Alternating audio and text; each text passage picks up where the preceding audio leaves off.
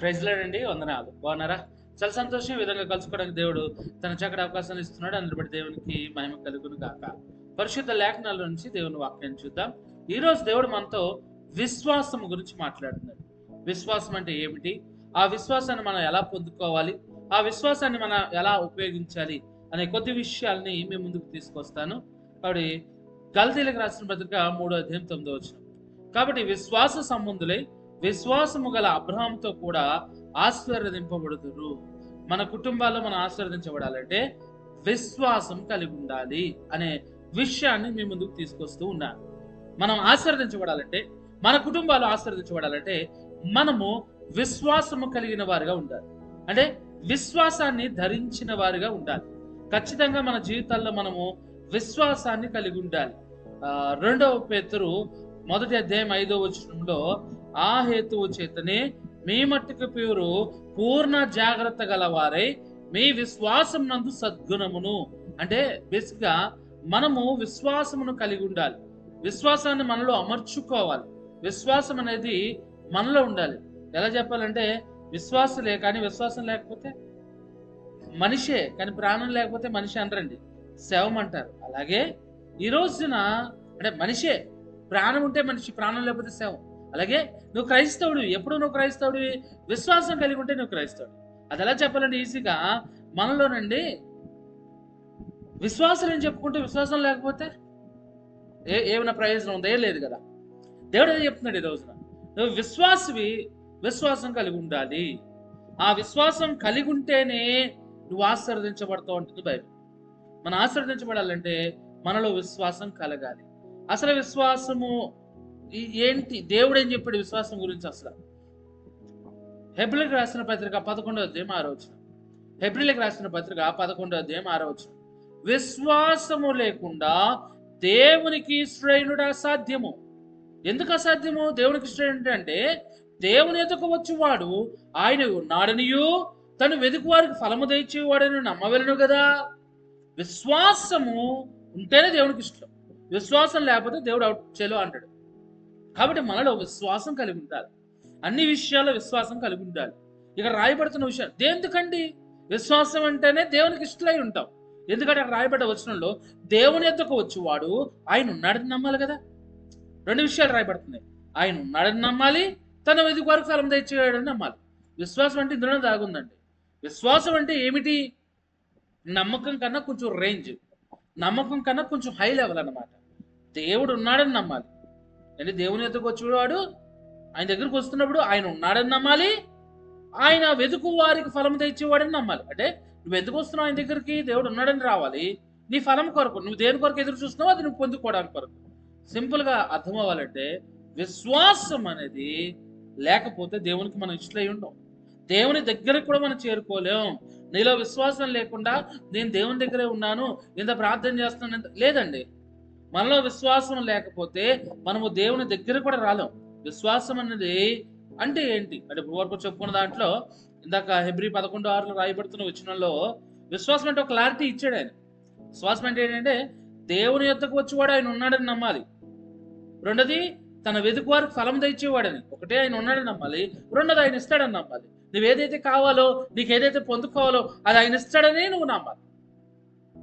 ఆయన ఉన్నాడని నమ్మాలి, ఆయన ఇస్తాడని నమ్మాలి. ఇంతే విశ్వాసం అండి. ఇంక ఇందులో ఏమీ లేదు. 100% ఆయన ఉన్నాడని నమ్మాలి, 100% నువ్వు అడిగింది ఆయన ఇస్తాడని నమ్మాలి. అంటే ఇస్తాడంటే ప్రతిదీ పరలోకము సైతం ఇస్తాకు సిద్ధపడతాడు ఆయన. కాబట్టి ఆయన ఇస్తాడని నువ్వు ఖచ్చితంగా నమ్మాలి. అసలు విశ్వాసం అంటే ఏంటి? బైబిల్లో రాయబడ్డది హెబ్రీలు 11:1 అక్కడ ఒక మాట ఉంటుంది.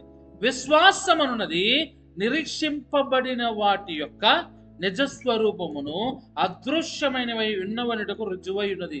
విశ్వాసం అంటే ఏమిటంటే నమ్మకానికి హై రేంజ్. ఆ నమ్మకము దీని మీద ఆధారపడి ఉంటుంది. నువ్వు దేన్ని నమ్ముతున్నావు అనేది విశ్వాసం. ఆ విశ్వాసం గురించి రాయబడ్డ మాట, నువ్వు దేని కొరకైతే నిరీక్షిస్తున్నావో, ఎదురు చూస్తున్నావో నిజస్వరూపం. నువ్వు దేని కొరకు అయితే ఎదురు చూస్తున్నావో నిరీక్షింపబడిన వాటి యొక్క నిజస్వరూపం. నువ్వు దేని కొరకైతే ఎదురు చూస్తున్నావో అది నిజంగా నీకు దొరుకుద్ది. అదృశ్యమైన అంటే లేనిది ఎన్న వనటకు రుజువైనది నీ విశ్వాసం. నువ్వు ఇల్లు కొరకు ప్రార్థన చేస్తున్నావు, అది ఇప్పుడు లేదనుకో, కట్టబడుతుంది తరుణ కాలంలో. అది ఇప్పుడు అదృశ్యమైనది కనబడుతుంది. ఎందుకంటే దేవుని ఎదుకు వచ్చి వాడు ఆయన ఉన్నాడని నమ్మాలన్నాడు. అంటే ఆయన కనబడ్డండి బేసిక్గా. కొంతమంది అంటారు నాకు కనబడ్డాడు నాకు. మోషేకి వెనక పక్క నుంచి కనబడితేనే సచిన వల్ల పడ్డాడు అండి. మోషేకి వెనక నుంచి కనబడ్డాడు లైట్కి, ఎక్కడో కొండలో నడుచుకుంటూ పోతా ఉంటే దేవుడు మోషే అడిగాడు, అయ్యా నేను చూడాలి, నిన్ను చూడాలి. చూస్తావా? ఎంత దేవునితో 40 రోజులు మాట్లాడినప్పటికి అయ్యా నిన్ను చూడాలని ఆశ మోషేకి. సరే చూడు అన్నాడు. అయ్యా ఎలా చూడాలి? నేను అక్కడ కొండల్లో దూరంగా కొండల మీద నడిచి వెళ్ళిపోతాను, అక్కడ నువ్వు చూడన్నాడండి. సరే కదా అని చూసాడంట. ఎక్కడో దూరంగా కొండల్లో దేవుడు నడిచి వెళ్తుంటే చూసి ఎలా కత్తలపడిపోయాడు, మోర్చబడిపోయాడు. అలాంటి దేవుడు మనకు కనబడ్డా కానీ అంటే ఆయన ఉన్నాడా అంటే నీ విశ్వాసం. ఆయన ఉన్నాడని అదృశ్యమైన దేవుడు అంటే కావాలంటే కనబడతాడు, కానీ మనం తట్టుకోలేము అంతే. అదృశ్యమైన దేవుడు నువ్వు ఉన్నాడని నమ్మాలి. అదే కదా, అదే విశ్వాసం అండి. విశ్వాసం అనేది అంటే నువ్వు దేని కొరకైతే ఎదురు చూస్తున్నావు అది పొందుకుంటావని, అదృశ్యమైనవి ఖచ్చితంగా ఉన్నాయని రుజువు అయి ఉన్నది. విశ్వాసం అంటే అదే. విశ్వాసం అంటే చాలా సింపుల్గా చెప్పాలంటే దేవుడు ఉన్నాడని నమ్మాలి, దేవుడు ఇస్తాడని నమ్మాలి. ఇక్కడ కూడా రాయబడుతుంది నిరీక్షించబడి అంటే ఎదురు చూస్తున్నావు పొందుకుంటావు. ఏదైతే దేవుడు అదృశ్యుడై ఉన్నాడు ఆయన ఖచ్చితంగా ఉన్నాడు అనేదే విశ్వాసము. ఈ విశ్వాసాన్ని మనం కలిగి ఉండాలి. ఎంతవరకు ఎంత పర్సంటేజ్లో కలిగి ఉండాలి అంటే ఏదో నమ్ముతున్నానులేండి, నేను అడిగింది వస్తుందిలేండి, 100% నమ్మాలి. నువ్వు 100% నమ్మగలిగితే నీ విశ్వాసం 100% పనిచేయగలిగితేనే. ఏదో నమ్ముతున్నాను కదా, ఏదో జరుగుద్ది కదా, ఏదో అవుతుందిలే, అవ్వదు. 100% నీ ఎఫర్ట్ నువ్వు పెట్టగలిగితేనే నువ్వు జీవితాల్లో దేవుని కార్యాలు చూడగలుగుతావు. అసలు విశ్వాసం ఎలా వస్తుంది? ఆ విశ్వాసంలో మనలో అభివృద్ధి చెందాలంటే విశ్వాసం ఎలా కలుగుద్ది అంటే రోమిలికి రాసిన పత్రిక 10వ అధ్యాయం 17వ వచనం, కాగా వినుట వలన విశ్వాసము కలుగును. దేని వలన విశ్వాసం కలుగుద్దంట? వినుట వలన విశ్వాసం కలుగును. వినడం ద్వారా. చూడండి, విశ్వాసం దేని ద్వారా కలుగుద్దంట? వినడం ద్వారా. చూడడం ద్వారా బేసిక్గా మనకి స్పర్శేంద్రియాలని 5 ఉన్నాయి: చూడడం, వినడం, మాట్లాడడం, అదే స్మెల్ చూడడం, తాకడం, వీటి ద్వారా. అయితే ఇందులో వినుట వల్ల విశ్వాసం కలుగును అన్నాడు. బైబిల్లో చాలా విషయాలు విను. చెవిగలవాడు వినుగాక, చెవిగలవాడు వినుగాక. చెవులు అందరికీ ఉన్నాయి, కానీ దేవుడు ఏం చెప్తాడంటే వినుట వలన విశ్వాసం కలుగుద్ది, చూడడం ద్వారా కూడా కలుగుద్ది. అందుకే బైబిల్ ఉంది, చూసి నమ్మిన వారి కన్నా చూడక నమ్మిన వారు ధన్యులు. చూడకంటే వినుట ద్వారా. నువ్వు మాట్లాడినా వినడం చూడడం ద్వారానే దేవుడి గురించి తెలుస్తుంది. వినడం ద్వారా, చూడడం ద్వారా. కానీ చూడడం కన్నా ఎక్కువ వినట ద్వారానే. నువ్వు చూస్తున్నావు ఏదో ఆ అవతల ఎవరో వెళ్తున్నారు, చూసు ఎవరో తెలియదు, కానీ ఆ వ్యక్తి గురించి నువ్వు విన్నావు ఆల్రెడీ. ఆ విన్నప్పుడు నీకు చూడాలని ఆశ కలుగుతుంది. చూడడం కన్నా వినుట వలనే విశ్వాసము కలుగును. కాబట్టి వినాలి, ఎక్కువ వినడానికి ఇష్టపడాలి. ఏం వినాలండి? సినిమా పాటలు, సినిమా విషయాలు, వాళ్ళ గురించి వీళ్ళ గురించి వినాలా? ఎవరి గురించి వింటే విశ్వాసం పెరుగుద్దంట? వినుట క్రీస్తుని గూర్చిన మాట వల్ల కలుగును. హల్లెలూయా. ఏం వింటే మనలో విశ్వాసం కలుగుద్ది? లేనిపోయిన మాటలు, చెప్పుడు మాటలు, వాళ్ళ మీద వీళ్ళ మీద మాటలు కాదండి. క్రీస్తుని గూర్చిన మాటల వలన విశ్వాసం కలుగును. క్రీస్తుని గురించిన మాటల వల్ల విశ్వాసం కలుగుద్ది. దేవుని గురించి వింటూ ఉండాలి, పరిశుద్ధ లేఖనాల గురించి వింటూ ఉండాలి, దేవుని పాటలు వింటూ ఉండాలి, దేవుని వాక్యాలు వింటూ ఉండాలి. ఈరోజు నీ మొబైల్స్ ద్వారా కానీ నిజంగా టెక్నాలజీ అప్గ్రేడ్ అవుతుంటే పాపం ఎట్ట పెరుగుతుందో పుణ్యకార్యాలు వల్ల చేయొచ్చు. నువ్వు నీ చేతిలో మొబైల్ ఉంది, ఏం చేయొచ్చు? వీడియో చూడొచ్చు, దేవుని వాక్యాలు వినొచ్చు. ఇప్పుడు ఈ సమయంలో నువ్వు వాక్యం వింటున్నావు, చాలా సంతోషం. నువ్వు వాక్యాలు వినొచ్చు, దేవుని మాటలు వినొచ్చు, దేవుని పాటలు నేర్చుకోవచ్చు. ఎంత అప్గ్రేడ్ అయిందో చూడండి. ఒకప్పుడు ఒక దైవజనుడి వాక్యం వినాలంటే అంత ఊర్లు పలానా ప్రాంతాలు దాటి వెళ్ళాలి. ఈ రోజున ఒక పెద్ద దైవజనుడి వాక్యం వినాలంటే తక్కువని కొడితే వచ్చేస్తుంది ఫోన్లో. నువ్వు నీ ఫోన్ ఎలా వాడుతున్నావు? ఇక్కడ రాయబడుతున్న మాట ఏవేవో వినడం కాదు, నువ్వు వినవు, దేవుని వాక్యాన్ని విను. దేవుని వాక్యాన్ని చదువు, దేవుని వాక్యాన్ని వింటూ ఉంటూ నీలో ఆటోమేటిక్గా మార్పు. కొంతమంది పాటలు, సినిమా పాటలు వినుకుంటూ ఏం చేస్తారంటే వాళ్ళకి తెలిసి తెలియకపోయినా కూడా పాటని హమ్ చేస్తుంటారు. పాటని ఏం చేస్తుంటారండి? హమ్మింగ్ అంటే వాళ్ళకి తెలియదు, వాళ్ళు పాట పాడుతున్నారని కూడా తెలియదు. కొన్ని చోట్ల ఎక్కడో నుంచుని అలా ఆ సినిమా పాట నోట్లోంచి వస్తుంది. ఎందుకంటే వాడు విని వాడు మైండ్లోకి ఎక్కేసింది అది. వాడు ఎక్కడున్నాడో తెలియదు, ఏం చేస్తున్నాడో తెలియదు, కానీ ఆ నోట్లోంచి అలా సరదాగా పాట వస్తుంది. నువ్వు వాక్యాన్ని వింటూ ఉంటే నీ నోట్లోంచి దేవుని మాటలు రావాలి. నువ్వు దేవుని పాటలు వింటూ ఉంటే సరదాగా నుంచున్నప్పుడు ఎక్కడన్నా ఉన్నప్పుడు ఆటోమేటిక్గా అలా రావాలి నీలో నుంచి. వినుట వలన విశ్వాసము కలుగును. ఎంత వింటే అంత విశ్వాసంలో ఎదుగుగా అవుతుంది. దేవుని కార్యాల గురించి, దేవుని మాటల గురించి, దేవుని సాక్ష్యాల గురించి వింటూ ఉంటే నిజంగా విశ్వాసం కలుగుద్ది. చాలా సాక్ష్యాలు మనం వింటూ ఉంటాం, చదువుతూ ఉంటాం, వింటూ ఉంటాం. అవి ఎక్కడో జరిగింది మనం చూడకపోయినా కానీ మళ్ళీ ఏమవుతుందంటే పలానా చోట అలా జరిగిందంట, పలానా చోట ఇలా జరిగిందంట, ఇలా అద్భుత కార్యాలు జరిగిన విశ్వాసంలో పెరుగుతాం. అది కూడా ఎవరి గురించి? క్రీస్తుని గురించిన మాట వలన. ఇప్పుడు కొన్ని విషయాలు చూసుకుంటూ వస్తూ ఉన్నాం. విశ్వాసం వలన ఆశీర్వాదం. అయితే విశ్వాసం మనలో తప్పకుండా ఉండాలి. విశ్వాసం లేకపోతే దేవునికి ఇష్టలై ఉండవు. ఆ విశ్వాసం అంటే ఏంటో విన్నాము. దేవుడు ఉన్నాడని నమ్మాలి, దేవుడు ఇస్తాడని నమ్మాలి. చాలా సింపుల్. విశ్వాసం అంటే ఏంటి? దేవుడు ఉన్నాడు, దేవుడు ఇస్తాడు. అది కూడా ఎలా వస్తుంది ఆ విశ్వాసం మనలో కంటే వినుట వలన. నువ్వు కొండలు ఎక్కినా, బిల్డింగ్లు ఎక్కినా, ఏ దూకినా కాదు, వినుట వలన. డబ్బులు పెట్టి కొనుక్కునేది కాదు ఇది. వినుట వలన విశ్వాసం కలుగును. ఆ విశ్వాసం క్రీస్తు గురించిన మాట వలన కలుగును. అయితే మీ విశ్వాసమును ఇంకొక దేన్ని ఆధారం చేసుకోవాలి? మన విశ్వాసం ఈ లోపల దేన్ని ఆధారం చేసుకుని మనము మన విశ్వాసాన్ని పెంపొందించుకోవాలి. మనకున్న విశ్వాసం వినటం వల్ల వచ్చింది. అప్పుడు దీన్ని దేన్ని ఆధారం చేసుకుని నువ్వు నమ్మాలి అంటే మొదటి కొరింథీయులకు రాసిన పత్రిక 2:4 మీ విశ్వాసమును మనుష్యుల జ్ఞానమును ఆధారము చేసుకోక దేన్ని ఆధారం చేసుకోగలకండి? మనుషుల జ్ఞానం.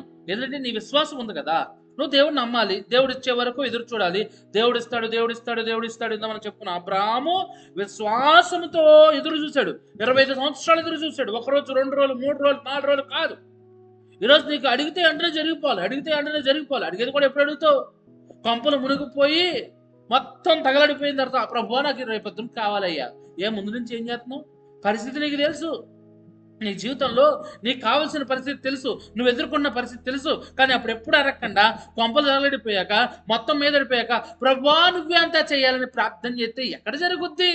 అబ్రహాము 1 రోజు కాదు, 2 రోజులు కాదు, 25 సంవత్సరాలు ప్రార్థన చేస్తున్నాడు. 25 సంవత్సరాల నిరీక్షణ ద్వారా గర్భఫలాన్ని పొందాడు.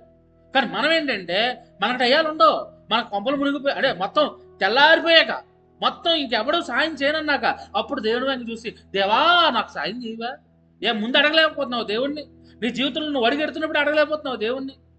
ఇక్కడ ఇదంతా ఎందుకు చెప్పుకొస్తున్నాడంటే మనది మనుషుల అంటే మన విశ్వాసం మనుషుల జ్ఞానం ఆధారం చేసుకోకుండా ఉండకూడదు. మనుషుల జ్ఞాన ప్రకారము, జ్ఞానంతో చూపించేది విశ్వాసం కాదు. నేను అది చేస్తా, దేవుడు ఇది చేస్తాడు, నేను ఇది చేస్తే దేవుడు ఇది ఏం చేయడు. విశ్వాసం కలిగి ఉంటే చాలు, దేవుడు అన్ని చేస్తాడు. కాబట్టి మనము మనుషుల జ్ఞానం ప్రకారం కాకుండా నీకు ఇన్ని మొక్కుంటా, నీకు అది చేస్తా, నేను ఇంత కానుకేస్తా కాదు. మన విశ్వాసము మనుషుల జ్ఞానం ఆధారం చేసుకుని ఉండేది కాదు, దేవుని శక్తిని ఆధారం చేసుకోవాలి. హల్లెలూయా. మనకున్న విశ్వాసము జ్ఞానంతో ఇది చేస్తే అంటే మనుషులుగా మనం ఎన్నో లెక్కలు వేస్తుంటాం. ఇలాగా ఈ జ్ఞానం బట్టి కాదు, దేవుని శక్తిని ఆధారం చేసుకుని ఉండాలి నీ విశ్వాసం. దేవుడు ఎంత శక్తిమంతుడై ఉన్నాడు, ఆయన శక్తి ఎటువంటిది, నువ్వు నమ్మే కార్యము మనుషుల జ్ఞానం ప్రకారం అయితే అవ్వదో, మనుషుల జ్ఞానం ప్రకారం అయితే అద్భుత కార్యాలు జరగవో. ఆ జ్ఞానం ప్రకారము ఎవడి వల్ల కాదు, కానీ దేవుని శక్తిని ఆధారం చేసుకుంటే నీ విశ్వాసము గొప్ప కార్యాలు చూడగలుగుతావు. ఎరుకో గోడ చుట్టూ 7 మార్లు తిరగమంటే చాలా మంది నవ్వుకుంటున్నారు. అందులో చాలా మంది ఎగలేస్తలు వేస్తున్నారు. ఏంట్రా ఇంత పెద్ద గోడను కూల్చడం అసాధ్యం. వాళ్ళ మనుషుల జ్ఞానంతో ఆలోచించుకుంటున్నారు. ఎరుకో వారు ఆలోచిస్తున్నారు, ఏళ్ళేంట్రా పిచ్చోళ్ళు, ఈ గోడను ఎలాగా కోల్చలేరు, వీళ్ళకి పిచ్చెక్కిందేమో గోడ చుట్టూ తిరుగుతున్నారు అని నవ్వుకుంటున్నారు వాళ్ళు. ఈ ఇజ్రాయేల్ ప్రజలు కూడా కొంతమంది నవ్వుకుంటున్నారు, మనకైనా పిచ్చెక్కిందా ఏంటి, ఎరుకో గోడ కూలగొట్టాలంటే పెద్ద బాంబులు ఎట్టాలి, ఇవన్నీ మన దగ్గర లేవు, ఎలా అని ఆలోచించాల్సింది పోయి దీని చుట్టూ తిరుగుతున్నాం ఏంటి పిచ్చోళ్ళలాగా అనుకుని ఉండొచ్చు. కానీ యెహోషువ దేవుడు చెప్పిన విశ్వాసంతో నడిపిస్తున్నాడు. 7సారి నడిపించి కేకల వేయగా బాంబులు పెట్టి పేల్చిన పేలుతుంది. కేకల వేయగా ఎరుకో గోడలు కూల్చబడ్డాయి. మనుషుల జ్ఞానం ఆధారం చేసుకుని ఉంటే అద్భుతాలు జరగవు, నీ జీవితంలో జరగాల్సిన కార్యాలు జరగవు. ఎందుకంటే కొన్ని జరగవు, కొన్ని అసలు డాక్టర్ చెప్పేస్తారండి ఇది అవ్వదు అని, వాళ్ళకున్న జ్ఞానాన్ని బట్టి చెప్తారు, ఇక ఇది అవ్వడు, వీడు బతకడు, వీడి జీవితం అయిపోయింది అంతే. కానీ దేవుని శక్తిని ఆధారం చేసుకుంటే వాడు బతుకుతాడు. కాబట్టి మన విశ్వాసం దేని మీద ఆధారం చేసుకోవాలంటే మనుషుల జ్ఞానం కాదు, దేవుని శక్తిని ఆధారం చేసుకుని పెంపొందించుకోవాలి. చివరిగా నేను ఒక విషయం చెప్పి ముగించేస్తాను. యాకోబు రాసిన పత్రిక 2వ అధ్యాయము 17 వచనం. యాకోబు పత్రిక 2వ అధ్యాయం 17-18 వచనాలు. అలాగే విశ్వాసము క్రియలు లేనిదైతే అది ఒంటిగా ఉండి మృతమైన తగును. చూడండి, విశ్వాసం అంట క్రియలు లేనిదైతే ఒంటిగా ఉండి మృతమైన తగును. అంటే విశ్వాసం క్రియలు లేకపోతే చచ్చిందంత సమానం. విశ్వాసం క్రియలు లేనిదైతే చచ్చిందంత సమానం. నీకు ప్రాణం ఉంది, కోమాలో ఉన్నావు, అసలు నువ్వు చేయి కదలించడం, ఏలు కదిలించడం. కోమా పేషెంట్ తెలుసుగా, కోమలో ఉన్నవాడు అనుకుందాం, చెయ్యి కదిలించడు, ఏలు కదిలించడు, తినలేడు, తాగలేడు, ఏం చేయలేడు, అలా చచ్చిన శవమైనంతే కోమలో ఉన్న పేషెంట్ ఒకటే. కానీ ప్రాణం ఉంది, నీకు విశ్వాసం ఉంది. ప్రాణం ఉంది, క్రైస్తవుడికి ప్రాణం విశ్వాసమే. ప్రాణం ఉంది, ఏంటది? విశ్వాసం. కానీ నువ్వు అది క్రియల రూపంగా చూపకుండా కోమలో ఉంటే ఏ లాభం? నీకు విశ్వాసం ఉంది కాదంట్లా, ఆ విశ్వాసాన్ని క్రియారూపంగా చూపిపోతే ఆ కోమలో ఉన్న పేషెంట్ లాంటి క్రియలు విశ్వాసంలో క్రియలు లేకపోతే మృతమైంది. నేను ఎంతో ప్రార్థనాపరుండండి, నేను ఇంట్లోనే కూర్చుంటా, చర్చికి వెళ్ళను, ఏం లాభం? నేను ఎంతో విశ్వాసం, నాకు ఎంతో నమ్మకం. క్రియల రూపంలో చూపించాలి. దేవుని కొరకు ఆ క్రియల రూపంగా నువ్వు ఖచ్చితంగా చూపించాలి. విశ్వాసమును క్రియారూపంగా చూపిస్తేనే కార్యాలు జరుగుతాయి. అంటే నీకు స్వస్థత కావాలి, విడుదల కావాలి, నువ్వు చర్చికి రావాలి, పాస్టర్ గారు ప్రార్థన చేసుకోవాలి, అంటే ఆ క్రియల రూపంలో నీకు కనపరచబడాలి. క్రియారూపంగా లేకపోతే అది వృధానే. విశ్వాసము క్రియల రూపంలో కనబరచాలి. అంటే నువ్వు రావాలి, చర్చికి రావాలి, మందిరానికి రావాలి, ప్రార్థన చేయాలి, ఇతరుల కొరకు ప్రార్థన చేయాలి. క్రియలలో అది కనబరచబడాలి. నువ్వు ఎంతగా దేవుని విశ్వసిస్తున్నావో అది క్రియల రూపంగా కనబరచబడాలి. నాలో బోడి విశ్వాసం ఉంది, నేను ప్రార్థన చేయట్లేదు, బైబిల్ చదవట్లేదు, ఆరాధన చేయట్లేదు. ఆ విశ్వాసం క్రియల రూపంలో కనబడితేనే మనిషి బతుకున్నాడు, వాడు బాగున్నాడు అంటే కోమల నుంచి బయటకు వచ్చి నడవాలి, మాట్లాడాలి, తినాలి. అలాగే విశ్వాసమును క్రియల రూపంలో నువ్వు ఈ లోకంలో చూపించాలి. విశ్వాసం మాట్లాడుతుంది, విశ్వాసం వింటుంది, విశ్వాసం నడుస్తుంది, విశ్వాసం ఎగురుతుంది. విశ్వాసం ఏమని చేస్తుంది? కాబట్టి విశ్వాసంలో జాగ్రత్తగా విశ్వాసం కలిగి ఉండు, అప్పుడు ఖచ్చితంగా ఆశీర్వదించబడతావు. ఎలా ఆశీర్వదించబడతావు అనేది రేపటి వీడియోలో చూద్దాం. ఈరోజు అయితే దేవుడు మనతో మాట్లాడుతున్నాడు. విశ్వాసం అంటే ఏంటో చెప్పాడు. దేవుడు ఉన్నాడు, దేవుడు ఇస్తాడు. ఆ విశ్వాసాన్ని మనము దేవుని జ్ఞానం మీద ఆధారం చేసుకుని ఉండాలి, దేవుని శక్తి మీద ఆధారం చేసుకుని ఉండాలి, మనుషుల జ్ఞానం బట్టి కాదు. ఇంకోటిది ఎలా వస్తుందంటే వినుట వల్లనే. విను విను విను వాక్యాన్ని విను విను. విశ్వాసంలో పెరగాలని ప్రార్థన చేయడం కాదు, వాక్యాన్ని. అంటే కొంతమంది అంటారు, అయ్యా నేను విశ్వాసంలో పెరగాలి. ఎలా పెరుగుతావు? ఆ వాక్యాన్ని వింటూ ఉండు. వినటం వల్ల విశ్వాసం కలుగు. నువ్వు ఎంత వింటే అంత విశ్వాసం కలుగుద్ది. ఆఖరి నీకు ఉన్న విశ్వాసం నీ లోపల దాచుకోవడం కాదు, క్రియల రూపంగా బయటికి తీసుకురా. ఖచ్చితంగా దేవుడు నీ విశ్వాసాన్ని, నిన్ను ఆశీర్వదిస్తాడు. ఎలా నిజంగా విశ్వాసం ఉంటే ఆశీర్వదించబడతామో చెప్పిందాం. ఈ వాక్యం దేవుడు ఒంట్లో ఫలింపజేయను కాక. ప్రార్థన చేద్దామా? నీ కొరకు నేను ప్రార్థన చేస్తాను. కళ్ళు మూసుకో. పరిశుద్ధుడా, ప్రేమడా తండ్రి, నీకు వందనాలు. ఈ వాక్యం వింటుడుగా ప్రతి బిడ్డని బలపరచడాన్ని దీవించి ఆశ్రయించి ఆరోగ్యంలో బలమును, శక్తిని, కృపను, కాపుదలు దయచేసి మెండైన ఆయురారోగ్యం దయచేయమని నీ బలం చేత, శక్తి చేత, కాపుదల చేత మీరు నింపండి. ఇదిగో నేను విశ్వాసంతో మమ్మల్ని బలపరిచి దీవించి ఆశ్రయించమని యేసు నామమున నాము తండ్రి. ప్రైజ్ లార్డ్ అండి. అందరికి వందనాలు. ఒకవేళ మీకు ఈ వీడియో నచ్చినట్లయితే కనుక ఇతరులకు షేర్ చేయండి, ఇతరులకు తెలియజేయండి. అలాగే ఛానల్ కొత్తగా చూస్తుంటే సబ్స్క్రైబ్ చేసి, లైక్ చేసి, మీ ప్రార్థన అవసరం కామెంట్ చేయండి. ఖచ్చితంగా మీ కొరకు నేను ప్రార్థన చేస్తాను. వందనాలు.